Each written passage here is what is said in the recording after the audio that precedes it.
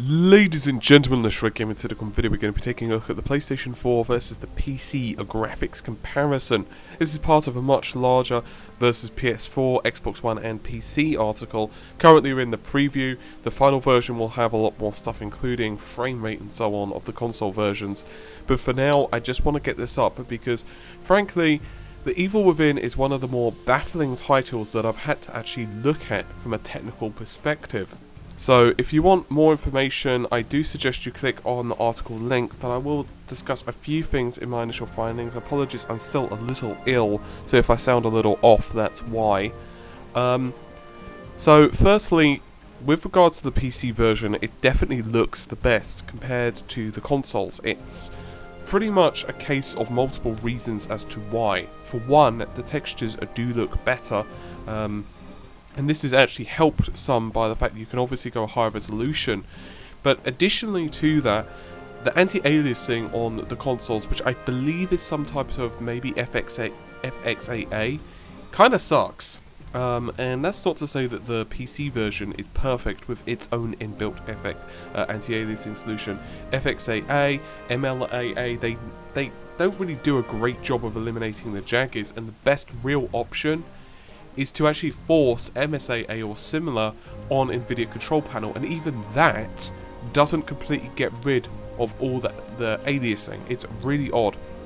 When it comes to the frame rate of the PC version, I'll just be totally blunt, there's no reason to run at 30 FPS. You'll even notice the cursor feels laggy when you're actually on the menus. It feels really bad. And in fact, even when it just goes up to 40 FPS, it feels considerably better objectively. My personal opinion, as well as a couple of other people on RGT who've done the testing, it just feels so much better to play. When it comes to the PS4 version, it's definitely closer than Xbox One. This is primarily due to the lower resolution internally that Xbox One's rendering it. But because of the ridiculous borders which are present on the PC as well, and don't think you can just use the console command to get rid of them. The problem with the console command is it's effectively zooming in the image. So yes, you're getting rid of the borders at the top and bottom, but in their place you're actually cutting off the side of the screen. And considering that this game is a survival horror title, you're basically making the rather limited FOV even more inferior, which is completely and utterly, obviously, exactly opposite of what you want to do. Texture quality in the game is all over the place as well.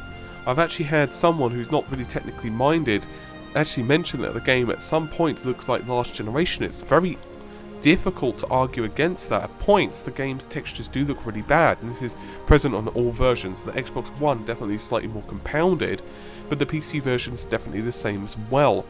I would suggest that if you've got the GPU performance to do it, do run anisotropic filtering on the PC times 16. It does slightly help.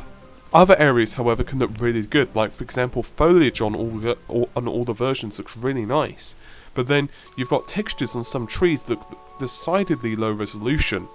The Evil Within is not a bad looking game by any means, but you do feel that the main reason that they went with this narrow FOV is to actually offload some of the work from the GPU.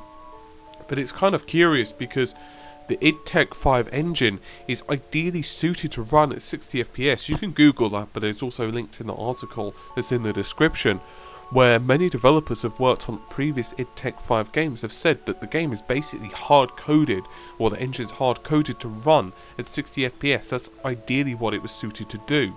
And indeed, on the Xbox One, you can actually feel that the controls, despite the fact that the frame rate itself feels pretty good, in fact, sometimes it's actually higher than the PlayStation 4 version, but the controls sometimes feel like they've got even more latency associated. It's really odd. You really shouldn't feel like it's that laggy, considering the frame rate, but yet it's so. I honestly feel that this game is going to have a patch which is probably going to fix a lot of these issues.